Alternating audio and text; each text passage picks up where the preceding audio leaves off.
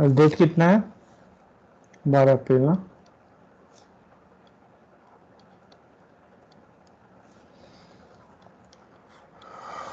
चलिए ठीक है।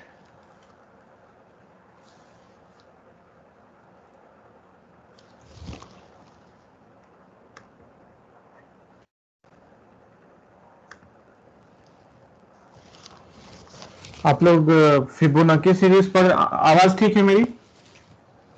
आवाज ठीक से आ रही है? यस ठीक है। फिबोनाची सीरीज आप लोग हाथ अपना जो रेस किए हटा भी सकते हैं, कोई दिक्कत नहीं है। हाँ, फिबोनाची सीरीज आप लोग पढ़े हैं? Yes sir. ठीक है। तो हम फिबोनाची सीरीज जो आप लोग पढ़े हैं वहां से शुरू करके आपको डायनामिक प्रोग्रामिंग इंट्रोड्यूस करेंगे।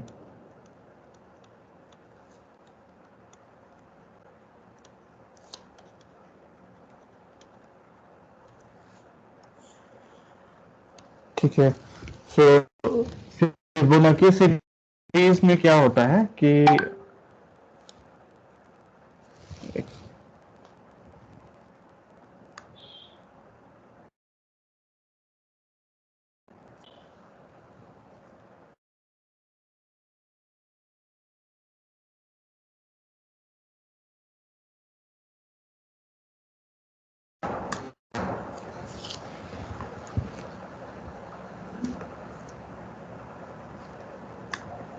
वेट कीजिएगा,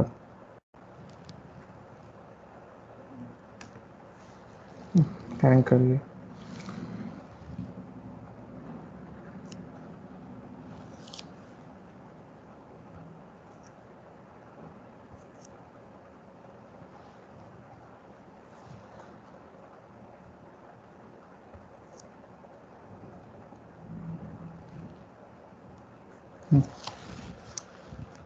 ठीक है।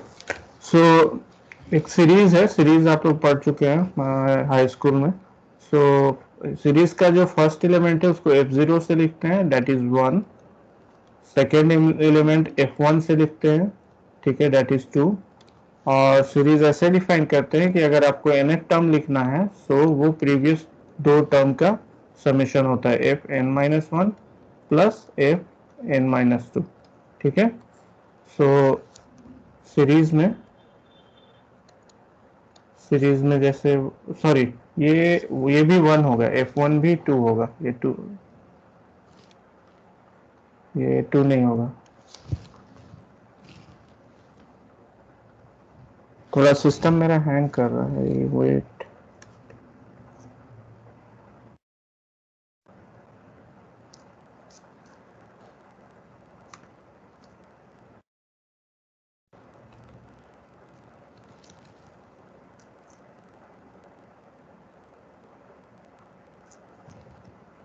ठीक है,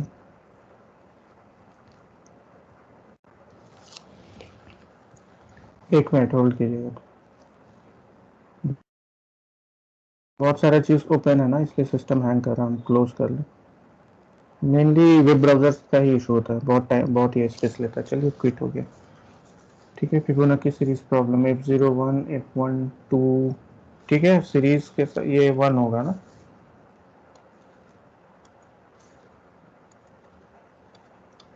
कलर चेंज कर, सीरीज ऐसा होगा, first element 1, then second element 1, ये दोनों को ऐड कीजिए 1 1 2, देन इसको ऐड कीजिए 2 1 3, then 3 2 5, dot dot dot dot dot ऐसा। ठीक है, 5 5 3 नेक्स्ट 8 होगा, ऐसा ऐसा होगा। ठीक है। सो आप लोग इसका जो कोड लिखे होंगे सी में, तो कैसे लिखेंगे? कोड लिखे मतलब कि इनपुट क्या है, आपको एल्गोरिदम लिखना है कि इनपुट n है, तो आपको बताना है कि nth, ये जो सीरीज है फिबोनाची सीरीज, इसमें nth एलिमेंट क्या होगा। ठीक है, तो उसका एक एल्गोरिदम लिखना है। ठीक है, तो हम बोल दे रहे हैं, आप लोग तो लिख ही चुके होंगे, बहुत इजी है, बहुत ज़्यादा टफ नहीं है। सो फिब ऑफ n कैसे डिफाइन करते हैं? If n is equal to 0, return 1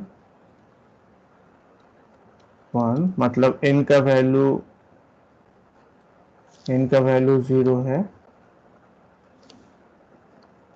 तो 1 रिटर्न कीजिए, एल्स इफ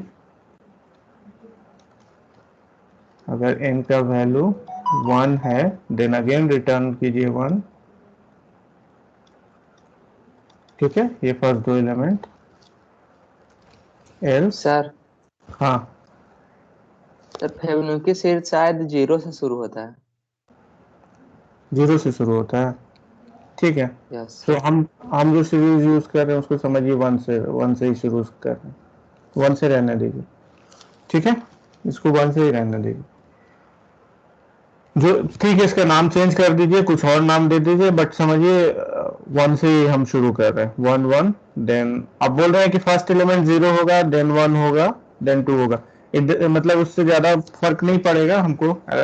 हमको मेनली डायनामिक प्रोग्रामिंग इंट्रोड्यूस करना है, तो ज्यादा फर्क नहीं पड़ेगा, तो हमें 1 से ही लेके चल रहे हैं। ठीक है, Pradyumna else yes sir. Return fib of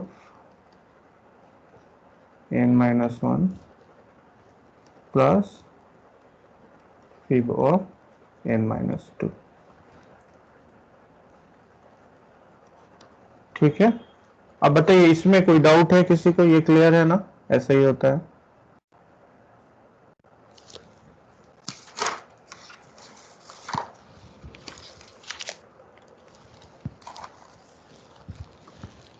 बोलिए, इसमें किसी को डाउट है या क्लियर है? सभी को क्लियर है ना कि Fibonacci yes sir series clear. का कोड ऐसा ही होता है? ठीक है, नाउ अभी इसका एनालिसिस करते हैं, इसकी टाइम कॉम्प्लेक्सिटी कितना है। तो सपोज फॉर n हमको tn टाइम लग रहा है, सो tn इज इक्वल टू कितना है। तो जब हम tn n के लिए सॉल्व कर रहे हैं तो हम देख रहे हैं कि सेम टाइप का प्रॉब्लम यहाँ और यहाँ कॉल कर रहे हैं। दैट मीन्स टी ऑफ, इसको सॉल्व करने में टी ऑफ n माइनस 1 लगेगा, प्लस इसको सॉल्व करने में टी ऑफ n माइनस 2 लगेगा। ठीक है, प्लस सम कांस्टेंट c, ये सब एग्जीक्यूट करने में कुछ कांस्टेंट टाइम c लगा होगा। ठीक है, चलिए अब हमको ये बताइए कि इसको आप सॉल्व कर सकते हैं। ये इसको क्या बोलते हैं पता है? इस तरह का कहीं नोशन देखे हैं पहले? इसको रेकरेंस रिलेशन बोलते हैं। आप लोग डिस्क्रीट मैथ्स के कोर्स में पढ़ेंगे रेकरेंस रिलेशन। सो अगर नहीं पढ़े तो कोई दिक्कत नहीं है। ये टाइम कॉम्प्लेक्सिटी का फंक्शन लिखा हमने कि फॉर फॉर एन हमको इस एल्गोरिथम को एग्जीक्यूट करने में टी एन टाइम लग रहा है। सो वो डिपेंड कर देगा इन दो चीजों पे। देखिए फॉर एन ये कितना टाइम ले रहा है और ये कितना टाइम ले रहा है, बाकी चीजें कांस्टेंट है। तो इसको सॉल्व कीजिए, पहले कॉपी पेन लीजिए और इसको सॉल्व कीजिए कितना आता है। ठीक है, सो हम सॉल्व कर दे रहे हैं। अगर हम ब्लैक बोर्ड पे क्लासरूम में होता ना क्लास, तो हम थोड़ा टाइम देते आपको सॉल्व करने के लिए। So T of N is greater than, ठीक है, 2t n माइनस 2 प्लस सी। ठीक है, इतना होगा। सो अगर आप इसको मतलब सब्सटीट्यूशन मेथड से सॉल्व करेंगे, मतलब जैसे टी एन यहाँ ऐसा है, सो टी एन माइनस 2 की जगह यहाँ पे n माइनस 2 डाल के जो इक्वेशन आएगा अगर उसको आप सॉल्व करेंगे, सो नेक्स्ट क्या होगा, 2 स्क्वायर। ठीक है, दैट मीन्स 2 इंटू, अगर इसकी जगह इसी फॉर्मूला में पुट करके हम डालेंगे, सो 2t n-2 n-4। ठीक है, प्लस ये c जो है कांस्टेंट रहेगा, प्लस c, ऐसा। ठीक है, सो ऐसा सीरीज चलता रहेगा। ठीक है, सो एट द एंड कुछ ऐसा टर्म मिलेगा। सो देखिए ये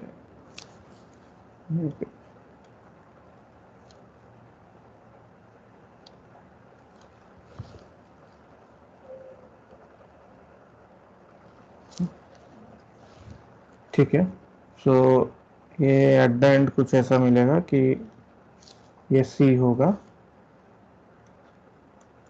देन ये 2c होगा, प्लस 2 स्क्वायर c होगा, ऐसा। ठीक है, कब तक जाएगा, जब तक कि टी ऑफ, जब तक कि 1 या 0 ना मिले, ठीक है। तो जब तक कि ये जो वैल्यू है t1 या फिर t0 ना हो जाए, ठीक है, डिपेंडिंग अपॉन इवन और ऑड, ये 0 या 1 होगा, ठीक है। तो अगर ये ऑड है तो हर बार दो घटाते जा रहे हैं इसमें से, तो t1 पे टर्मिनेट होगा, अगर ये इवन है तो t0 पे टर्मिनेट होगा, ठीक है। तो हम लोग इसको 2 का पावर n/2 ऐसे लिख लेते हैं, n/2 में ये टर्मिनेट हो जाएगा, लाइक ये ऐसे बढ़ रहा है ना, सो 2 4 6 ऐसे बढ़ रहा है, ठीक है। सो ऐसा आएगा। तो ये आपका ये जीपी सीरीज है, so this is order of 2 to the power n होगा। जीपी सीरीज का आपको समेशन पता है ना, सो आप लोग पढ़े होंगे हाई स्कूल में। सो ये c कॉमन ले लीजिए, 1 + 2 + 2 square + 2 cube up to 2 to the power n/2, उसको सॉल्व करेंगे। So 2 to the power n/2 - 1 divide by 2 - 1 होगा। So that means order of 2 to the power n है ये, ठीक है। सो देखिए, जब ये एक्सपोनेंशियल फंक्शन है pn जो है वो एक एक्सपोनेंशियल, हाँ सर n/2 सर कैसे? n/2 कैसे होगा?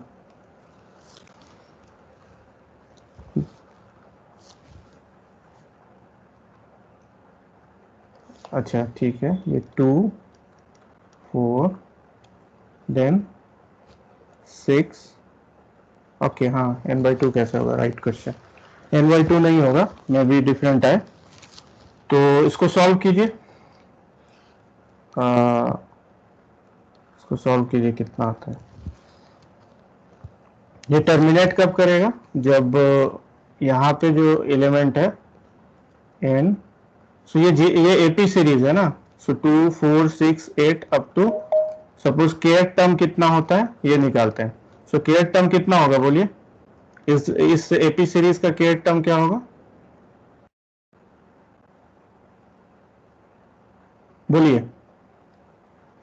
a + n - 1 इंटू डी होता है ना, सो a कितना है 2, ठीक है। k टर्म हो जाएगा k - 1 इंटू डी कितना है डिफरेंस 2, ठीक है। सो ये कितना हो जाएगा 2 + 2k - 2, ये ठीक है 2k होगा। 2k इज इक्वल टू, जो k टर्म है उसको हम मान रहे हैं वो n के बराबर है, सपोज इवन ही ले लो, n के बराबर है। सो k कितना हो गया n/2, ठीक है। तो हमने गलत नहीं काउंट किया है, सही काउंट किया है, ठीक है। ये कैलकुलेशंस एक्चुअली मैंने खुद से किया है, सो मिस्टेक होने के चांसेस हैं। तो यहाँ पे जो है टोटल टर्म्स n/2 के, देखिए ये दीज आर अप्रोक्सीमेटेड समटाइम्स, क्योंकि यहाँ पे हम ऑर्डर वर्ड यूज कर रहे हैं ना, सो हमको पता है कि हमको एग्जैक्ट आंसर नहीं बोलना है, ऑर्डर बोलना है, तो हम ऊपर में भी कहीं भी अप्रोक्सीमेट कर सकते हैं, ठीक है। अभी क्लियर है ये? सो ये ऐसा होगा, हाँ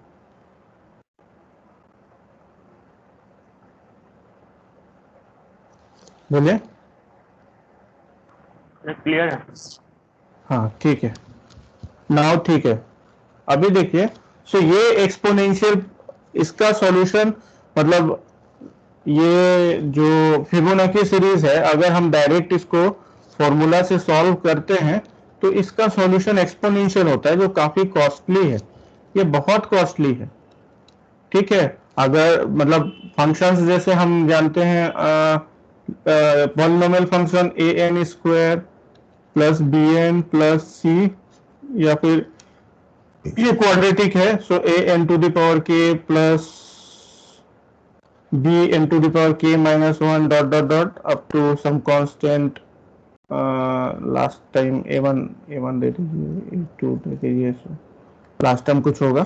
सो ये पॉलिनोमियल है, ठीक है, ठीक है। तो पॉलिनोमियल का जो ग्रोथ है ना वो एक्सपोनेंशियल से बहुत कम होता है।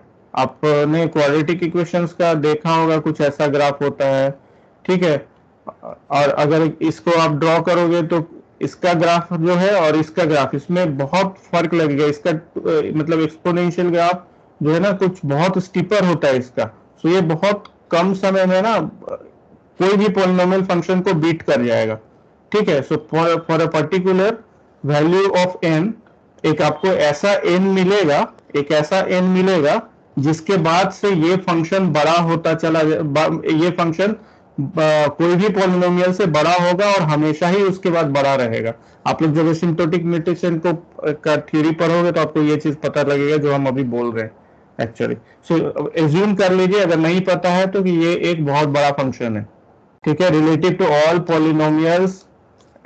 ठीक है, तो अगर हमको सॉल्यूशन पॉलिनोमियल मिलता तो ज्यादा बेटर था। अगर हम देखिए इसमें टोटल नंबर ऑफ प्रॉब्लम्स हम देखेंगे तो कितने प्रॉब्लम्स हैं। अगर हम n के लिए सॉल्व करना चाह रहे हैं तो एक एफ एन एक हुआ, एफ एन माइनस वन दूसरा हुआ, सो एफ एन माइनस टू तीसरा हुआ, ऐसे करके एफ वन तक है, ठीक है, या फिर एफ जीरो तक है यहाँ तक।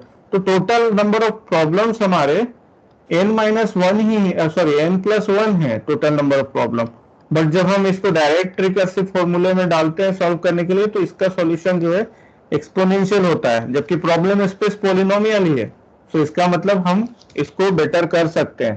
सो इसको बेटर कर सकते हैं, कैसे करते हैं, ठीक है।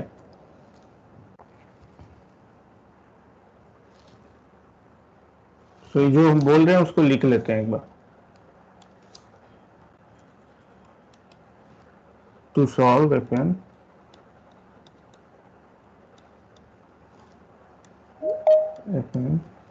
कीर्ति अतुल ऐड कर लीजिएगा जो भी आ रहे हैं।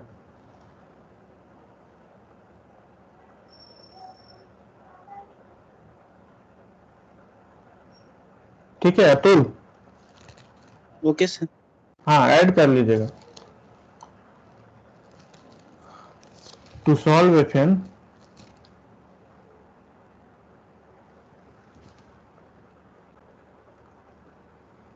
how many sub problems we encountered?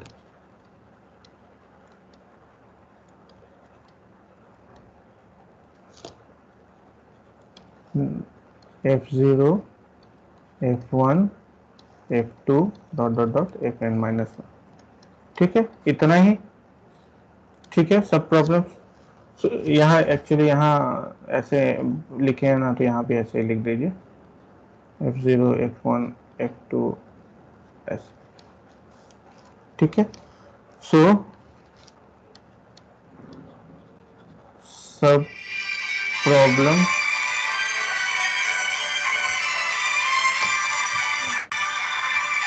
एक minute,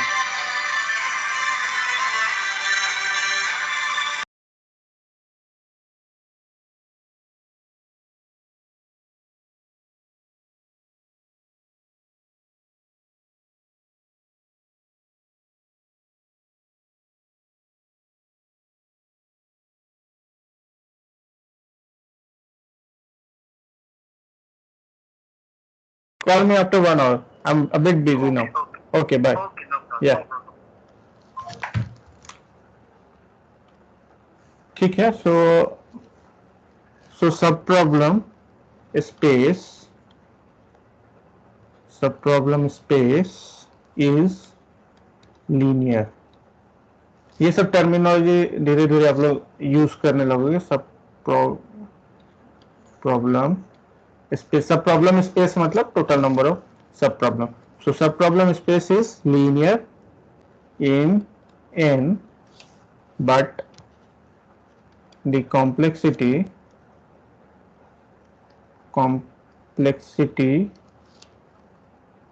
of above algorithm term is exponential। ठीक है, ऐसा। सो ऐसा हो क्यों रहा है, थोड़ा ध्यान दीजिएगा। जब हम f6 को सॉल्व करने जा रहे हैं, ठीक है, तो हम f5 को कॉल कर रहे हैं एंड f4 को कॉल कर रहे हैं। जब हम f5 को कॉल कर रहे हैं और सॉल्व करने जा रहे हैं, देन हम f4 को कॉल कर रहे हैं एंड F3 को कॉल कर रहे हैं, इसके लिए F3 को कॉल कर रहे हैं एंड F2 को कॉल कर रहे हैं, इसके लिए F3 को कॉल कर रहे हैं, F2 को कॉल कर रहे हैं, इसके लिए F2 को कॉल कर रहे हैं, F1 को कॉल कर रहे हैं, F2 F1 F1 F0 F2 F1 F1 F0 F1 F0, ठीक है, ठीक है, एंड सो ऑन। सो देखिए बात वो है कि जब हम 6 के लिए जब सॉल्व करने जा रहे हैं तो हम 5 के लिए सॉल्व कर रहे हैं एंड 6 के लिए सॉल्व कर रहे हैं, वो जो रिकर्सिव लाइन है कोड में हमारा यहाँ पे, इसमें दो सब प्रॉब्लम्स को सॉल्व कर रहे हैं, ठीक है। और एक चीज और देखिए, ये जो F4 है ये यहाँ भी कॉल हुआ है एंड यहाँ भी कॉल हुआ है, सो ये दोनों, ये जो ब्रांच ऑफ ट्री है ये पूरे के पूरे इसका मतलब 2 बार सॉल्व हुए, एक इधर भी सॉल्व हुआ, एक इधर भी सॉल्व हुआ, ठीक है। अब देखिए इसी के अंदर देखिए F3 भी है, F3 भी है, F3 3 बार सॉल्व हुआ, ठीक है। सो अगर ये ब्रांच देखेंगे तो ये ब्रांच 3 बार सॉल्व हुआ। सो एक ही, अब हो क्या रहा है, प्रॉब्लम क्या है कि एक ही प्रॉब्लम को हम बार बार सॉल्व किए जा रहे हैं, ठीक है। सो क्यों कर रहे हैं ये, इसमें डायरेक्ट रिकर्सन में तो यही ना इशू आ रहा है कि डायरेक्ट अगर हम रिकर्सिव फॉर्मूला लिखे तो बार मतलब बार बार एक ही सब प्रॉब्लम्स को सॉल्व कर रहे हैं, ठीक है। तो इसका, इसी का सॉल्यूशन जो है इससे आता है, डायनेमिक प्रोग्रामिंग से, ठीक है। तो इंट्रोड्यूस करेंगे, अभी ये वाला लाइन लिख लेते हैं, we are end up solving each subproblem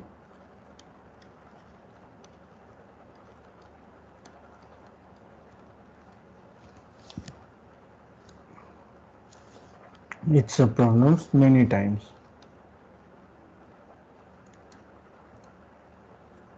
ठीक है।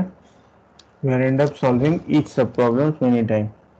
अच्छा, आप लोग जब पढ़े थे फिबोनाची सीरीज तो आप लोग ऐसे ही सॉल्व किए थे ना? No sir. सर एरे ले लेंगे तो ऑर्डर ऑफ n में हो जाएगा, ठीक है, एरे का सॉल्व करते सर। एरे में सॉल्व किए थे, रिकर्सिव फंक्शन नहीं ले, रिकर्सन आप लोग पढ़े थे पास्ट में कि नहीं पढ़े हैं? ये सब पढ़े हुए हैं सर इससे भी किए थे, दोनों तरीके से किए थे। हाँ वो ठीक दोनों है, हाँ बट शायद एनालाइज नहीं किए होंगे उस समय कि रिकर्सन से करने पे इतना टाइम ले रहा है और एरे जो आप बोल रहे हैं उसमें कम टाइम ले रहा है, वो आप रियलाइज नहीं किए होंगे। और हाँ, एरे में करने पे कुछ मतलब प्रोग्रामिंग कुछ कॉन्सेप्ट्स इंट्रोड्यूस होंगे, सो हम अभी वो सब इंट्रोड्यूस करते हैं।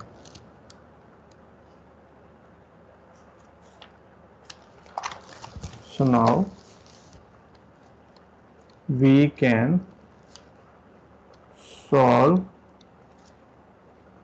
this problem using dynamic programming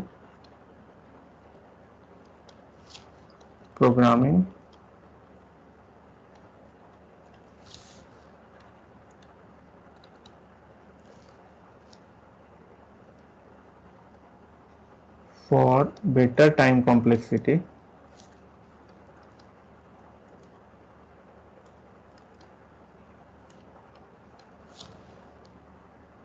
but with extra space used,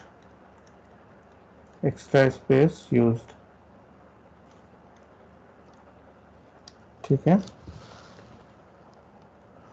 so, कैसे कर सकते हैं, देखिए आप लोगों ने किया हुआ है, fib ऑफ 0 1 है, हम fib नाम का एक एरे बना लेते हैं, ठीक है। एंड fib ऑफ 1 1 है, ठीक है, ये ग्लोबली हम डिफाइन कर रही है। और ये जो फिब फंक्शन है इसमें n पैरामीटर दिए, ठीक है। तो देखिए इसमें ना दो तरीके से सॉल्व कर सकते हैं। आप लोगों ने एक बोला एरे का, ठीक है, और एरे से सॉल्व करेंगे, और दूसरा एक्चुअली वो दूसरे तरीके से भी कर सकते हैं। सो जब हम f6, देखिए यही रिकर्सिव फंक्शन हम कॉल कर रहे हैं सॉल्व करने के लिए, ये वाला रिकर्सिव फंक्शन हम कॉल कर रहे हैं सॉल्व करने के लिए। सो हम क्यों नहीं यहाँ पे जब हमारा f6, f5 और f4 को कॉल हो रहा है, तो पहले f5 सॉल्व होगा, तो f5 पहले कॉल किए हैं तो ऑब्वियसली f5 का ट्री पहले एग्जीक्यूट होगा, तो f5 जो है f4 को जब सॉल्व कर रहा है तो इसका जो सॉल्यूशन है हम कहीं स्टोर कर लें, और जब इसकी बारी आए तो हम डायरेक्टली पुट कर लें, ठीक है। सो जो सॉल्यूशन है उसको हम क्या कर रहे हैं, स्टोर कर रहे हैं। कॉन्सेप्ट यही है कि हम एक्स्ट्रा मेमोरी यूज कर रहे हैं सॉल्यूशंस को स्टोर करने में। इसको एक स्टैंडर्ड टर्म दिया गया है जिसको मेमोराइजेशन बोलते हैं। डायनेमिक प्रोग्रामिंग का एक इंपॉर्टेंट कॉन्सेप्ट है मेमोराइजेशन, जहां पे हम सॉल्यूशंस के को मेमोरी में स्टोर कर लेते हैं, ठीक है। सो फिब ऑफ n क्या होगा, इफ fib of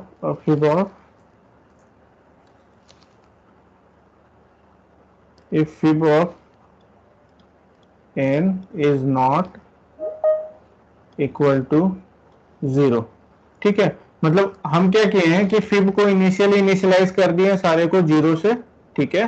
फिब 0 में 1 डाल दिए हैं, फिब 1 में 1 डाल दिए, ठीक है। हमारा जो एरे है उसको हम लोग इनिशियलाइज कर रखे हैं सारे वैल्यू 0 से, और जब प्रोग्राम शुरू हो रहा है तो हम 0th और फर्स्ट एलिमेंट पे 1 1 डाल दे रहे हैं, जो फर्स्ट फिबोनाची नंबर है एंड सेकेंड फिबोनाची नंबर है।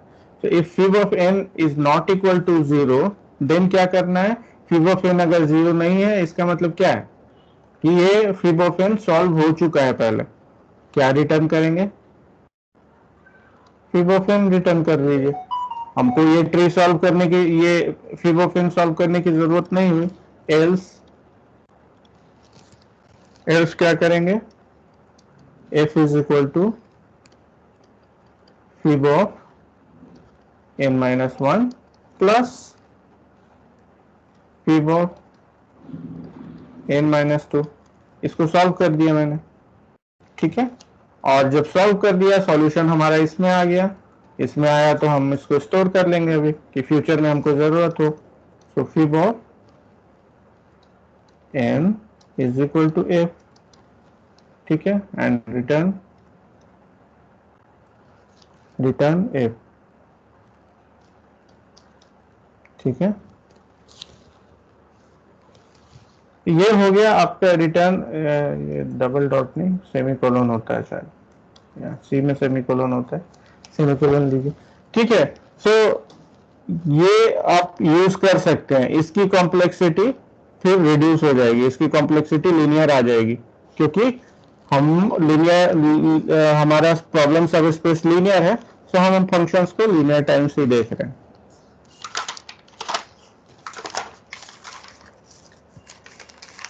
और एक चीज और है कि ये टॉप डाउन अप्रोच है, ठीक है। टॉप डाउन और बॉटम अप दो अप्रोच में हम किसी भी प्रॉब्लम को, नॉट ऑल, मतलब कुछ प्रॉब्लम्स को सॉल्व कर सकते हैं। यहाँ पे ये रिकर्सिव है, ठीक है, ये रिकर्सन है इसका। सो यहाँ पे हम टॉप डाउन कॉल किए हैं, टॉप डाउन सॉल्व कर रहे हैं, बिकॉज n के लिए सॉल्व करना है। सो n-1 एंड n-2 के लिए सॉल्व कर रहे हैं। देखिए ट्री में 6 के लिए करना है तो 5 और 4 के लिए कर रहे हैं, ऐसे करके सॉल्व हो रहा है। सो हम एक चीज और कर सकते हैं, हमको पता ही है कि सारे सब प्रॉब्लम्स जो है वो क्या है, F0 है, F1 है, F2 है। सो हम बॉटम अप भी कर सकते हैं, जो आप लोगों ने बोला कि एरे में स्टोर करके कर सकते हैं, तो वो एक सॉल्यूशन है, दैट इज वो हो गया आपका बॉटम अप।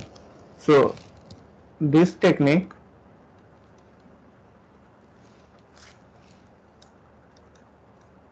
ये डायनेमिक प्रोग्रामिंग का थोड़ा मोटिवेशनल क्लास है, इसलिए मैंने नोन प्रॉब्लम उठाया था।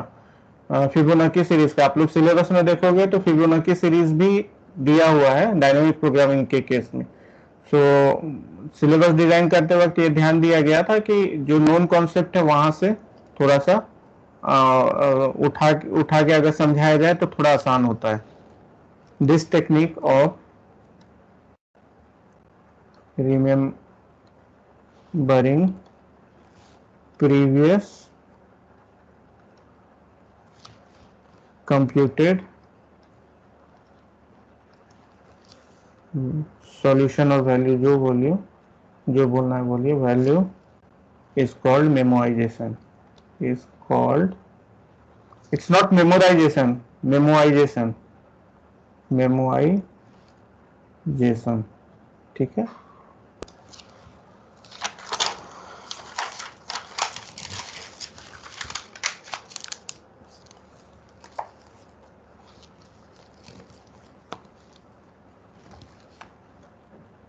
above algorithm is top down algorithm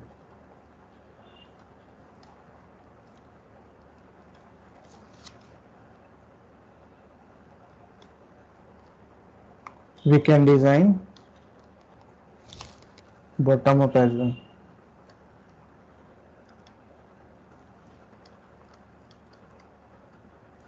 bottom up algo as well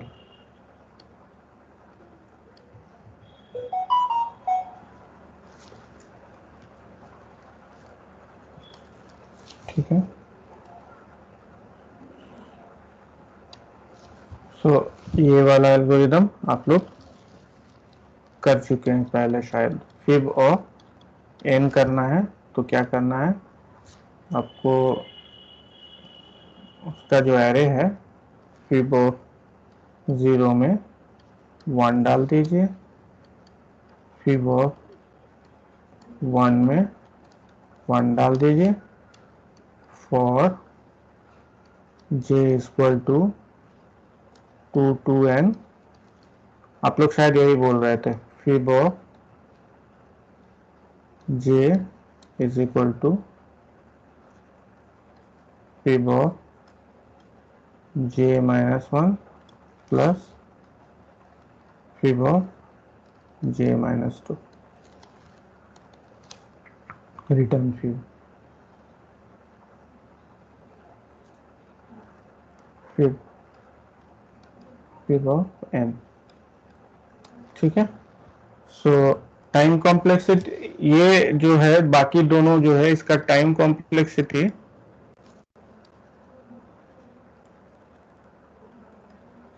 कितना हुआ ऑर्डर ऑफ n होगा ठीक है। और स्पेस कॉम्प्लेक्सिटी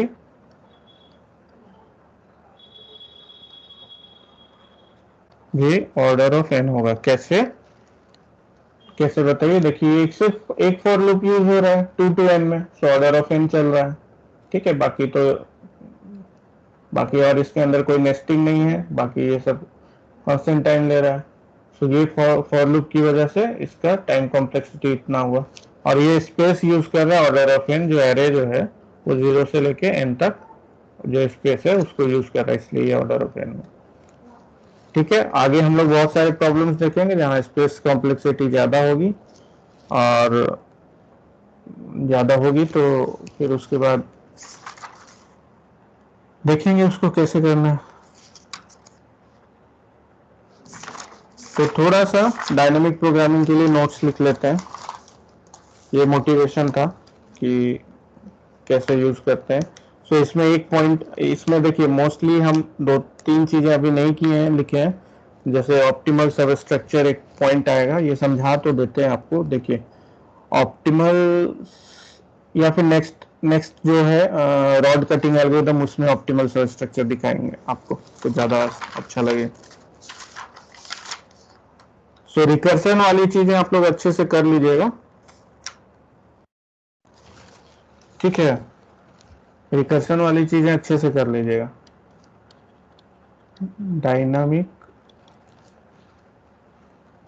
सो हाँ, एक चीज बताइए, डिवाइड एंड कॉन्कर में और डायनेमिक प्रोग्रामिंग में फर्क आपको समझ में आया? मर्ज शॉट जो आपने किया था और यहाँ पे जो हम फिबोनाची सीरीज को सॉल्व कर रहे हैं, सो फर्क समझ में आया दोनों में? वहां भी तो डिवाइड करके सॉल्व कर रहे थे। वहां पे सर रिकर्शन नहीं हो रहा था। रिकर्शन से भी रिकर्शन से भी कर सकते हैं। Recursion is not factor of dynamic programming, but हाँ रिकर्सिव सॉल्यूशंस हम लोग लिखते हैं, वो that can be considered a factor, but वहां भी यूज हो रहा था, एक्चुअली डिवाइड एंड कॉन्कर में भी यूज हो रहा था रिकर्शन। अगर आप लोग मर्ज शॉर्ट लिखे होगे तो रिकर्शन रिकर्सिव एल्गोरिदम ही लिखे होगे, जहां तक मुझे लगता है। यस सर, रिकर्सिव एल्गोरिथम था उसका। हाँ, देन बताइए दोनों में फर्क क्या है? अभी तक जितना देखे उसमें डायनामिक प्रोग्रामिंग के एलिमेंट्स हम लिखेंगे बाद में, 4 पॉइंट्स हैं वो लिखेंगे, बट यहाँ तक में आपने कुछ ऑब्जर्व किया कि फर्क क्या है? यहाँ तक सर आपको? इसमें सब प्रॉब्लम, हाँ हाँ, वेरी गुड इसमें वेरी सर गुड। सब प्रॉब्लम का यूज करके सर प्रॉब्लम को सॉल्व किया जाता है हाँ हाँ, डायनेमिक में। डायनेमिक में वहां भी यही करते हैं ना आदित्य? वहां पे भी क्या यस एन साइज का मर्ज शॉट हमको एन को करना है, सो हम क्या कर रहे हैं कि एन वो बाई सर टू। कंटिन्यूअस रहता है सर। हाँ, डिवाइड एंड कॉन्कर में सर कंटिन्यूअस टाइप का मतलब फंक्शन अगर रहेगा तब ये काम करेगा। कंटिन्यूअस इसमें टाइप सर मतलब? हर बार सर 2 से डिवाइड कर रहे हैं उसको तभी हो, इसमें सर मतलब प्रीवियस जितना हम कैलकुलेट किए हैं उसके हिसाब से नए प्रॉब्लम को मैप करके और मतलब कर नहीं, सकते ऐसा हैं। ऐसा ऐसा नहीं है, ऐसा कुछ नहीं है जो आप बोल रहे हैं। वहां पे हर बार 2 से डिवाइड हो रहा है प्रॉब्लम, ठीक है। यहाँ पे ऐसा नहीं है जो आप बोल रहे हैं। यहाँ पे आप एक चीज गौर कीजिए, वहां पे सब प्रॉब्लम्स ओवरलैप नहीं करते थे, यहाँ पे सब प्रॉब्लम्स ओवरलैप हो रहे हैं। अगर आप मर्ज शॉर्ट कर रहे हो, ठीक है, तो इसको आधा आधा डिवाइड किए, ये आधा अलग सॉल्व होगा, ये आधा अलग सॉल्व होगा, दोनों को मर्ज करेंगे। सो ये आधा जो आया यहाँ से, इसको भी फिर से आधा आधा करेंगे, ये 2 भाग में बटा ऐसा, इसको फिर से 2 भाग में बटा ऐसा, देन मान लीजिए लास्ट ही एलिमेंट है ऐसा। तो अब ये दोनों को मर्ज करेंगे, फिर ये दोनों को मर्ज करेंगे, देन हमको ओरिजिनल सॉल्यूशन मिलेगा। तो यहाँ पे सब प्रॉब्लम्स ओवरलैप नहीं कर रहे थे, ठीक है, ये सब प्रॉब्लम्स अलग है, ये सब प्रॉब्लम्स अलग है। यहाँ पे जब हम इस प्रॉब्लम को सॉल्व कर रहे हैं तो यहाँ 2 सब प्रॉब्लम्स मिल रहे हैं और ये ओवरलैपिंग हो रही है। देखिए F4 यहाँ भी अपेयर किया है और यहाँ भी अपेयर किया है, F3 यहाँ यहाँ यहाँ यहाँ 3 जगह अपेयर किया है, F2 यहाँ 1 2 3 4 5 जगह अपेयर किया है। सो दैट्स वाई मतलब बहुत सारे प्रॉब्लम्स जो हैं वो उसमें इस तरह की ओवरलैपिंग होती है। तो सिंस प्रॉब्लम स्पेस हमारा पॉलिनोमियल है, टोटल नंबर ऑफ सब प्रॉब्लम्स जो हैं हमारे पॉलिनोमियल है, इस पॉलिनोमियल साइज क्या है, यहाँ पे तो लीनियर ही है, ठीक है, लीनियर ही है, इवन नॉट इन क्वाड्रेटिक और ट्राइडेटिक जो भी होता है, मतलब लीनियर प्रॉब्लम्स है, इसलिए हम लोग डायनेमिक प्रोग्रामिंग लगा के उसको बेटर कर पाते हैं। नहीं तो डिवाइड तो हम लोग कर ही रहे हैं, F6 को सॉल्व कर रहे हैं, F5 F4 में डिवाइड में हम देख रहे हैं कि एज इट इज जो वहां पे मर्ज सॉर्ट के लिए एल्गोरिदम लगाए थे, अगर हम सिमिलर एल्गोरिदम लगा लेते हैं तो इसकी complexity 2 to the power n हो जाती है। सिमिलर ही है ना वो एल्गोरिदम, कहाँ जो लिखे ये, हाँ ऐसे वहां पे भी मर्ज सॉर्ट ऐसे 2 भाग में डिवाइड होता था, यहाँ जैसे ये डिवाइड है, वहां पे मर्ज सॉर्ट 2 भाग में डिवाइड है, उसके बाद उसको मर्ज करते थे। तो मेन चीज क्या है कि ओवरलैपिंग प्रॉब्लम्स। तो आपको जब भी ढूंढना होगा कि डायनेमिक प्रोग्रामिंग कहाँ लगा सकते हैं, पहला चीज ये देखना है कि मतलब ऑप्टिमल सबस्ट्रक्चर होता है या नहीं होता है। ये हम फिर से एक्सप्लेन करेंगे, ऑप्टिमल सबस्ट्रक्चर मतलब क्या होता है। जैसे हम F6 को सॉल्व कर रहे हैं, so actually similar kind of छोटे प्रॉब्लम्स का ऑप्टिमल सॉल्यूशन से हम F6 के सॉल्यूशन को बनाएंगे, ठीक है। F5 एंड F6 ये 2 प्रॉब्लम है, ठीक है। हर बार ऐसा नहीं होगा कि जब आप किसी बड़े प्रॉब्लम को सॉल्व करेंगे तो 2 छोटे प्रॉब्लम्स, सिमिलर टाइप के छोटे प्रॉब्लम्स को सॉल्व करने से उस प्रॉब्लम का सॉल्यूशन करने में मदद मिलेगा। लाइक प्राइम नंबर का देख लीजिए, ठीक है, कोई भी नंबर अगर आप प्राइम है तो उससे रिलेटेड उसको डिवाइड करेंगे दो स्मॉलर प्राइम में, ऐसा कुछ नहीं है एल्गोरिदम एग्जिस्ट करता है कि हाँ अगर आप प्राइम नंबर से रिलेटेड क्वेश्चन कर रहे हैं तो आप दो प्राइम उस तरह से फाइंड कर सकते हैं। या फिर और भी बहुत सारे एल्गोरिदम होंगे जो कि ऑप्टिमल सब स्ट्रक्चर शो नहीं करता। ऑप्टिमल सब स्ट्रक्चर शो करने का मतलब है कि किसी अगर प्रॉब्लम को हम सॉल्व करने जा रहे हैं, बड़े प्रॉब्लम को, तो उसका सॉल्यूशन को सॉल्व करने के लिए सेम काइंड ऑफ छोटे छोटे प्रॉब्लम से उसके ऑप्टिमल सॉल्यूशंस की मदद ले सकते हैं। मतलब उसके ऑप्टिमल सॉल्यूशंस जो है वही मिलके बड़े प्रॉब्लम के सॉल्यूशंस को में कंट्रीब्यूट करें। So that is called optimal सब स्ट्रक्चर। ये हम लिखेंगे और जब हम rod cutting algorithm next class में करेंगे तब लिखेंगे। सो अभी के लिए 5 मिनट बचा है, हम ये लिख लेते हैं डायनामिक प्रोग्रामिंग। ये समझ में आया ना कि यहाँ मतलब फर्क क्या है इसमें डिवाइड एंड कॉन्कर में और डायनेमिक प्रोग्रामिंग में। एक फर्क तो ये दिखा कि मतलब यहाँ पे प्रॉब्लम्स से बहुत सारे सब प्रॉब्लम्स, सेम काइंड ऑफ सब प्रॉब्लम्स एग्जिस्ट कर रहे हैं। डायनेमिक डिवाइड एंड कॉन्कर में वैसा नहीं था, मर्ज सॉर्ट में वैसा नहीं था कि सब प्रॉब्लम्स ओवरलैप कर रहे थे, यहाँ सब प्रॉब्लम्स ओवरलैप करते हैं।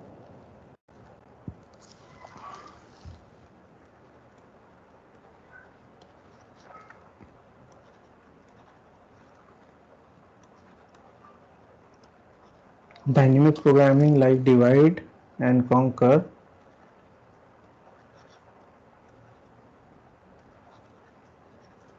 method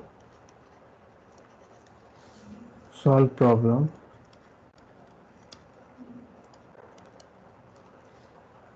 by combining the solution of subproblem, by combining the solutions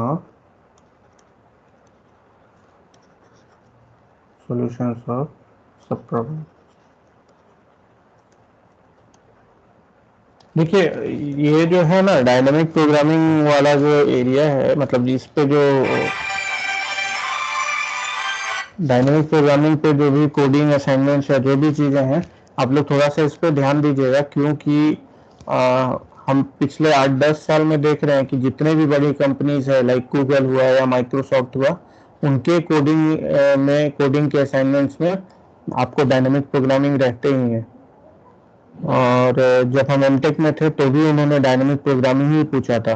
सो हुआ क्या है ना कि रिसेंट 20-25 साल में ना स्टोरेज वैल्यूज जो हैं रैम के, पहले छोटे कम रैम के सिस्टम्स हुआ करते थे, आजकल बहुत ज़्यादा रैम के सिस्टम्स हैं।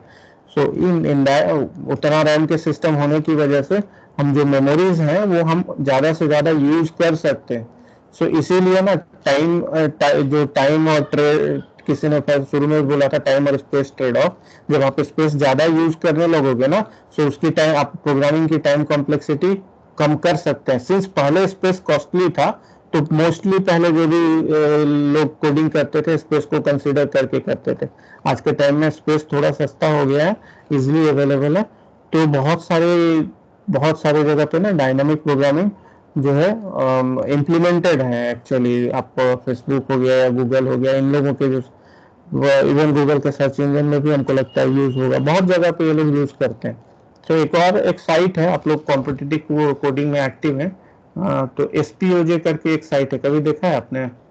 मुझे लगता है यहाँ पे बहुत सारे डायनेमिक प्रोग्रामिंग के क्वेश्चंस मिलेंगे, देखिएगा। इसमें डायनेमिक प्रोग्रामिंग के हम लोग के टाइम, आज से हम करीब 6-7 साल पहले की बात कर रहे हैं, 13-14 की बात कर रहे हैं, उस समय लोग करते थे SPOJ के प्रॉब्लम्स डायनेमिक प्रोग्रामिंग के लिए। लेकिन आप 2-3 क्लास देख लीजिए इसमें, उसके बाद देखिएगा। Divide and conquer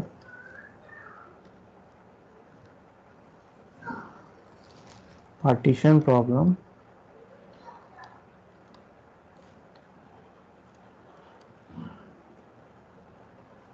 to disjoint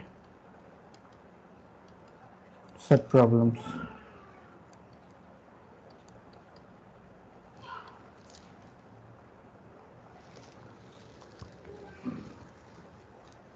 then solve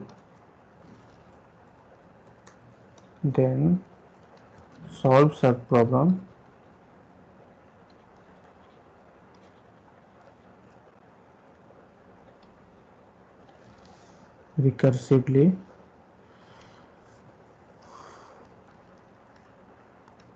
recursively and combine their solution. Combine their solution to solve original problem.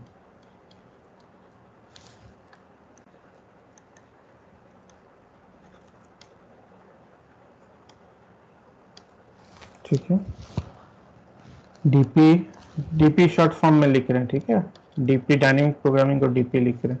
DP applies when subproblems overlap.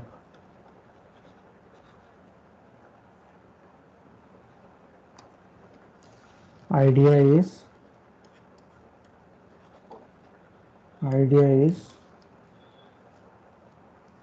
to solve each subproblem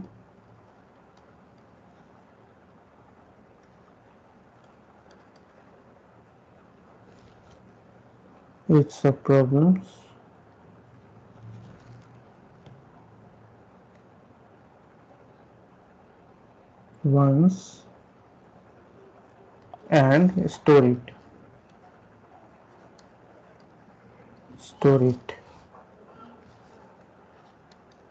in table. ठीक है, इन table. सो DP programming word ना इसी के लिए use हो रहा है. यहाँ पे हम लोग टेबल यूज करते हैं सॉल्यूशंस को स्टोर करने के लिए. दैट्स व्हाई हम लोग डीपी वर्ड यूज करते हैं डायनेमिक प्रोग्राम. ठीक है, सो 3 बज गया. नेक्स्ट क्लास में थोड़ा सा इसका बचा हुआ है. सो नेक्स्ट क्लास हम लोग रॉड कटिंग एल्गोरिथम देखते हैं. ठीक है, फिबोनाची सीरीज का क्वेश्चन तो हो गया आज. किसी को डाउट है तो पूछिए इसमें.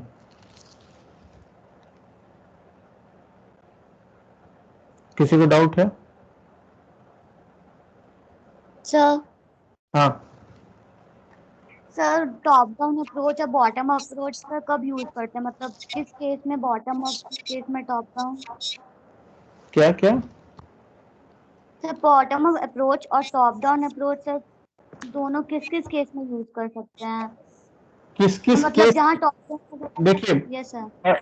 फर्क यहाँ पे बॉटम अप और हम जो बताए ना, इसमें फर्क बॉटम अप और टॉप डाउन का नहीं था. ठीक है, बॉटम अप और टॉप डाउन दोनों तरीके से हम कर सकते हैं. हम ये बोल रहे हैं कि हम ये जो फिबोनाची सीरीज का जो प्रॉब्लम है उसको बॉटम अप और टॉप डाउन दोनों तरीके से कर सकते हैं डीपी लगा के, डायनामिक प्रोग्रामिंग लगा के. ठीक है, सो जब बॉटम अप हम कर रहे हैं तो जो सबसे छोटा प्रॉब्लम है उसको हम सॉल्व कर रहे हैं पहले.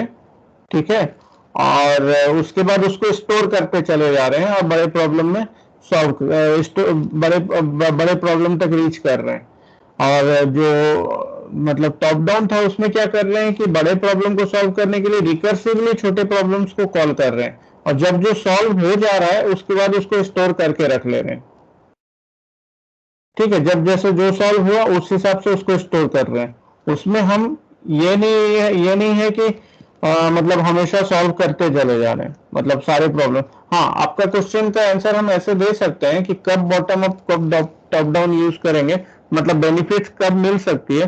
देखिए, हो सकता है कि किसी सब प्रॉब्लम, आई डोंट नो कौन से प्रॉब्लम के बारे में हम बोल रहे हैं, बट हो सकता है कि जब हम टॉप डाउन यूज कर रहे हैं तो कुछ प्रॉब्लम्स ऐसे होंगे जहां पे हमको सारे सब प्रॉब्लम सॉल्व करने की जरूरत भी नहीं होगी. अगर हम बॉटम अप कर रहे हैं तो स्टेप बाय स्टेप हम सारे सब प्रॉब्लम सॉल्व कर रहे थे. सो मे बी, देखिए हम अपना इंट्यूशन बोल रहे हैं, अब मेरा इंट्यूशन में भी रॉन्ग भी हो सकता है, लेकिन हम जो सोच रहे हैं वो बोल रहे हैं.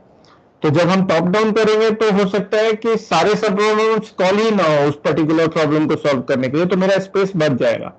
ऑल्दो दोनों ही टॉप डाउन हो या बॉटम अप हो, दोनों ही हम लोग मतलब यूज कर रहे हैं डीपी के लिए. दोनों अप्रोच यूज कर रहे हैं, तो हम लोग थ्रू आउट क्लास में ना दोनों अप्रोच देखेंगे, टॉप डाउन भी देखेंगे और बॉटम अप भी देखेंगे डीपी का। ठीक है, और कुछ क्वेश्चन?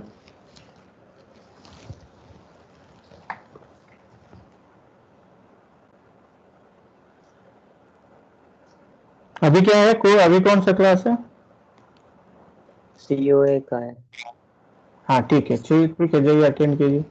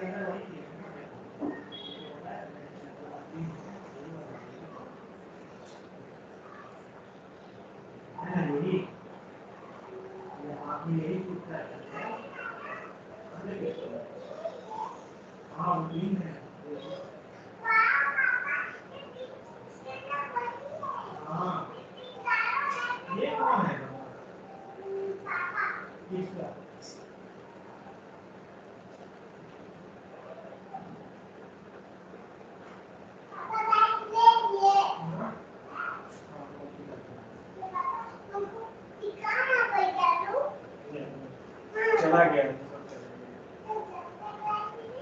पापा का फोन